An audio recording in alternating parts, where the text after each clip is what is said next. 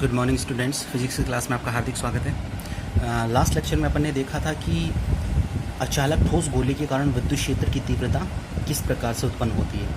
वो अपन ने 4 पैटर्न के लिए निकाला था। एक था सतह के बाहर, गोले की सतह के बाहर, एक था गोले की सतह पर, एक गोले के आंतरिक भाग में और एक गोले के केंद्र पे। अब तीनों के लिए अपन ने चारों के लिए अपन ग्राफ देखेंगे। ग्राफ 2 प्रकार से अपन बना सकते हैं, दोनों ही एग्जाम में सही माने जाएंगे। सबसे पहले अपन ये देखते हैं कि ई बाहर समानुपाती 1/r²।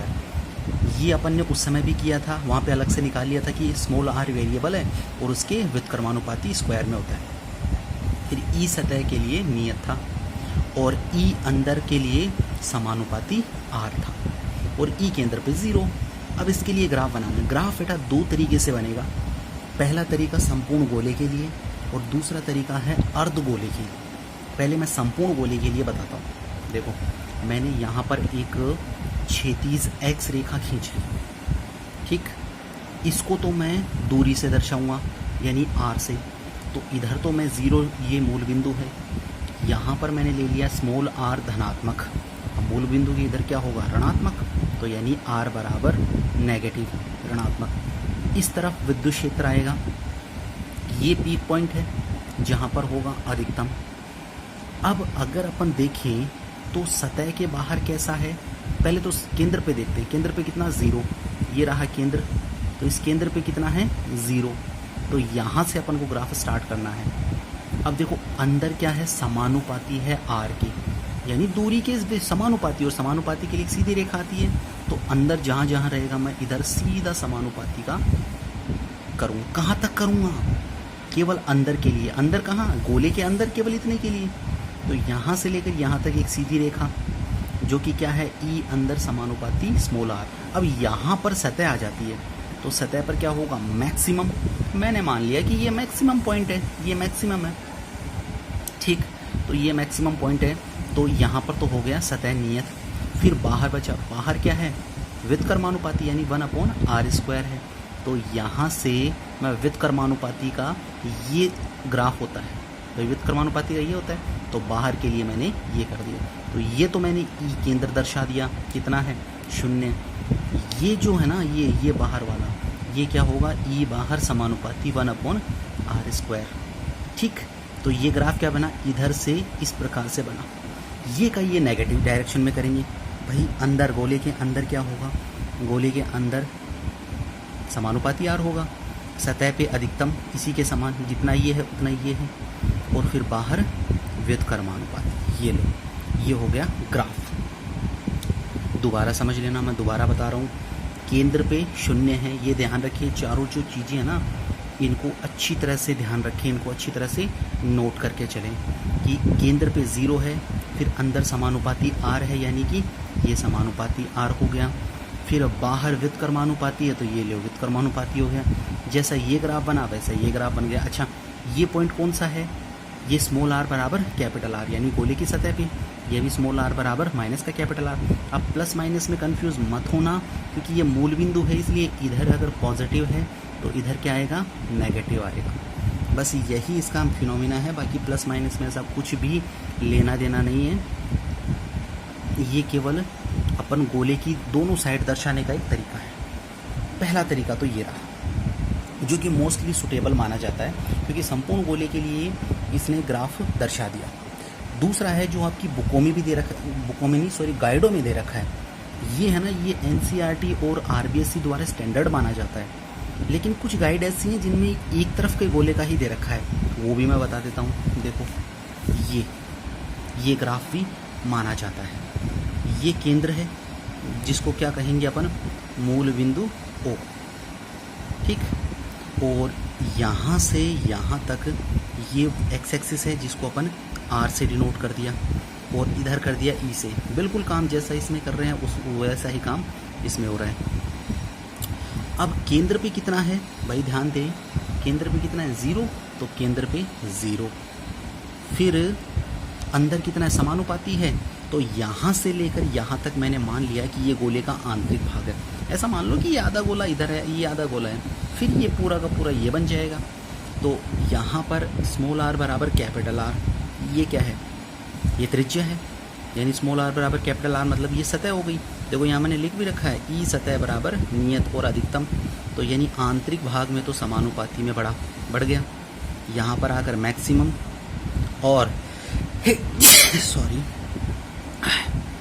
यहाँ से बाहर की ओर, भाई यहाँ से बाहर की ओर होगा तो वो कैसा होगा, व्युत्क्रमानुपाती, यानी ई बाहर समानुपाती 1/r²। ये रहा सेकेंडरी ग्राफ। तो बेटा दो ग्राफ हैं जो कि आपको ध्यान रखने हैं।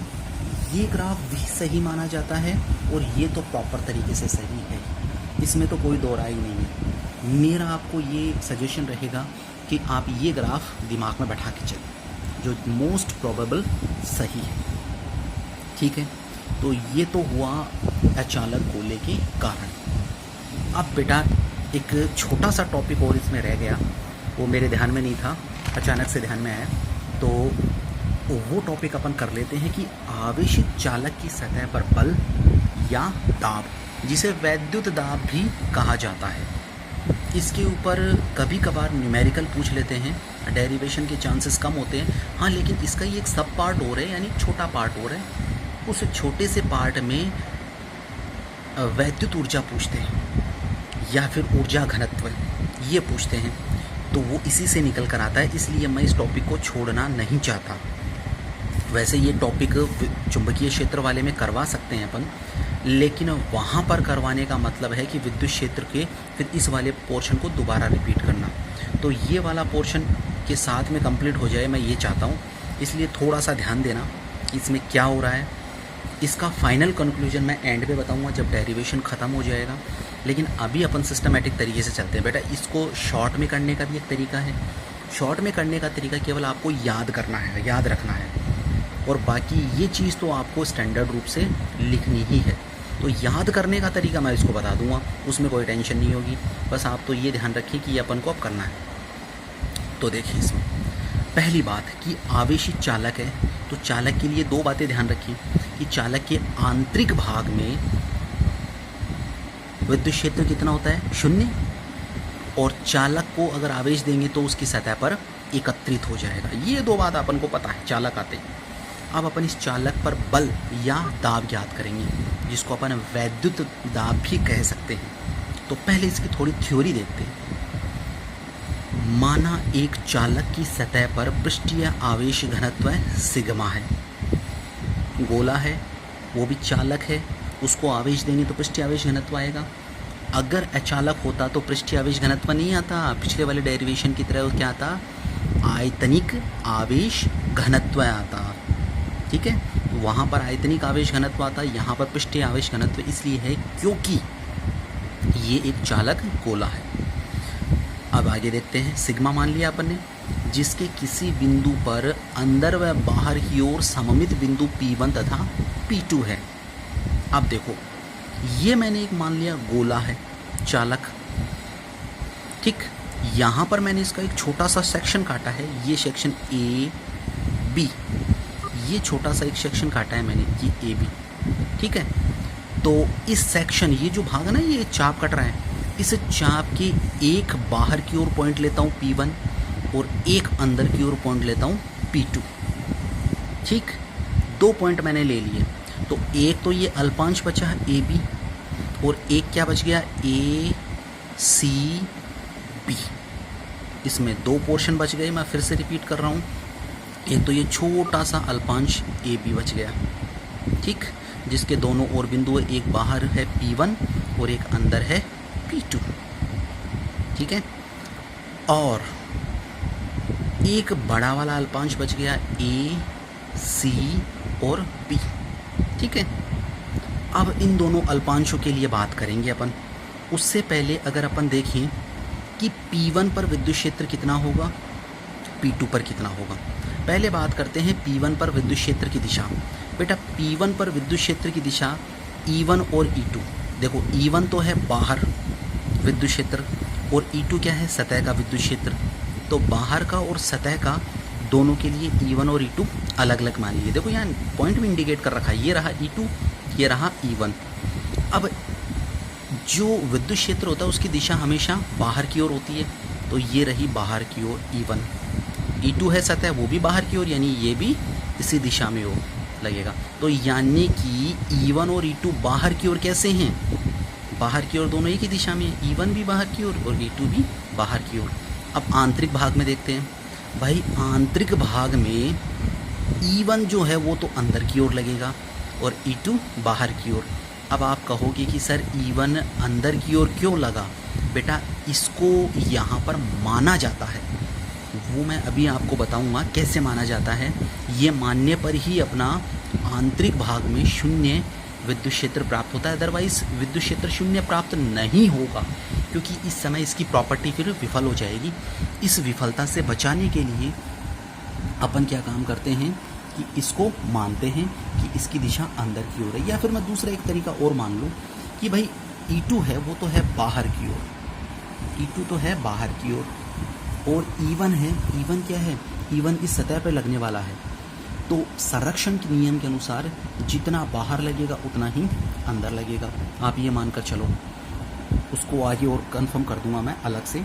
तो अपन अब आगे और देखिए, अपन को सबसे पहले निकालना है कि P1 बिंदु पर विद्युत क्षेत्र कितना होगा। भाई P1 बिंदु पर विद्युत क्षेत्र, ये गोला क्या काम करेगा? ये गोला क्या काम करता है भाई? ये गोला एक प्रकार से शीट का काम करता है। तो EP1 बराबर सिग्मा अपॉन एप्सिलॉन 0। अब आप कहोगे कि भाई गोले के बाहर, चालक गोले के बाहर तो ऐसा आता ही नहीं है, उसमें तो स्मॉल r महत्वपूर्ण भूमिका निभाता है। तो यहाँ पर एक बात मानकर अभी चलेंगे, वो चीज़ आगे मानेंगे अपन यहाँ थोड़ा सा आगे डेरिवेशन में, लेकिन यहाँ पर मैं सीधा लिख दिया मैंने। क्या है वो चीज़? ये है कि ये जो P1 बिंदु है ना, ये सतह से बहुत बहुत बहुत पास है, इतना पास है कि इसको सतह पर ही माना जा सकता है। ध्यान देना, मैं क्या रिपीट कर रहा हूँ कि ये जो P1 बिंदु है ना, ये सतह के बहुत पास है, इतना पास है कि इसको सतह पर ही माना जा सकता है। और अपन जानते हैं कि गोले की सतह पर विद्युत क्षेत्र कितना होता है? Sigma upon epsilon 0। तो P1 बिंदु पर कितना आ जाएगा? EP1 बराबर सिग्मा अपॉन एप्सिलॉन 0। ये आ गया समीकरण नंबर 1। ठीक है, तो P1 बिंदु पर याद कर लिया। अब भाई P2 पे याद करना पड़ेगा। अब देखो P2 चूंकि ये चालक है, तो आंख बंद करके अपन क्या बोल सकते हैं कि इस पर परिणामी विद्युत क्षेत्र कितना होगा? 0। तो यानी P2 पर कितना होगा? 0। तो देखो चालक के आंतरिक भाग में विद्युत क्षेत्र 0 होता है, अतः EP2 बराबर 0। ये मैंने आपको बता ही दिया। आंतरिक भाग में तो सोचने समझने की बात ही नहीं है, सीधा का सीधा 0 हो गया। और बाहरी भाग यहाँ पर कितना है? यहाँ पर अपन ने सिग्मा अपॉन एप्सिलॉन 0 निकाल लिया। देखो बेटा, थोड़ा फिर से समझने की कोशिश करना, थोड़ा सा टिपिकल है। ये बिंदु अपन ये मानकर चलते हैं कि सतह के बिल्कुल पास है, इतना पास है कि अपन इसको सतह पे ही मान सकते हैं। तो इसके लिए कितना हो जाएगा? सिग्मा अपॉन एप्सिलॉन 0, और आंतरिक भाग में वैसे ही 0 है। तो दो समीकरण अपने पास आ गए। ये दोनों समीकरण को अपन ने यूज़ कर लिया। अब देखो, चालक को दो भागों में विभाजित किया जाता है। बता दिया आपको, चालक को दो भागों में विभाजित करेंगे। पहला है अल्पांश AB, जिसका क्षेत्रफल DS है। ये एक अल्पांश है AB, जो मैंने आपको बता दिया, पहला अल्पांश है। और इसका क्षेत्रफल कितना है? इसका क्षेत्रफल DS मैंने मान लिया। तो अल्पांश AB, जिसका क्षेत्रफल DS है। फिर B पोर्शन क्या है? B पोर्शन है चालक का शेष भाग AC। तो चालक का शेष भाग क्या है? A, C और B। ये मैंने चालक का शेष भाग मान लिया। ठीक है, अब यदि अल्पांश AB के कारण स्थित बिंदुओं पर विद्युत क्षेत्र E1 तथा ACB के कारण E2 हो, AB के कारण तो E1 है और ACB के कारण E2 है, तो फिर अपन EP1 अलग निकालेंगे और EP2 अलग निकालेंगे। भाई देखो, कुल मिलाकर इतना कहना है, ये आया इसका मतलब यहाँ पर E1 प्लस E2 होगा, ये 0 आया इसका मतलब क्या होगा? E1 minus E2। बस कुल मिला के पूरा कंक्लूजन यही है, जो कि शॉर्ट में बनता है। बाकी अपन को थ्योरी लिखनी होती है। तो मैं आज केवल यहीं तक इस लेक्चर को ख़त्म करना चाहता हूँ, क्योंकि कल मैं नेक्स्ट लेक्चर में डिटेल से करूँगा। तो ये क्या है? माना एक चालक जिसका पृष्ठीय क्षेत्रफल सिग्मा है, यहाँ दो बिंदु मैंने मान लिए, कि P1 पे सिग्मा अपॉन एप्सिलॉन 0, क्योंकि मान लिया सतह के पास है, और आंतरिक भाग में शून्य होता ही, वो मैंने पहले से शून्य मान लिया था। केवल इतना ही अपन आज के लिए करेंगे। और AB पहला क्षेत्र है अल्पांश, और ACB दूसरा। ठीक है, बाकी अपन नेक्स्ट लेक्चर में।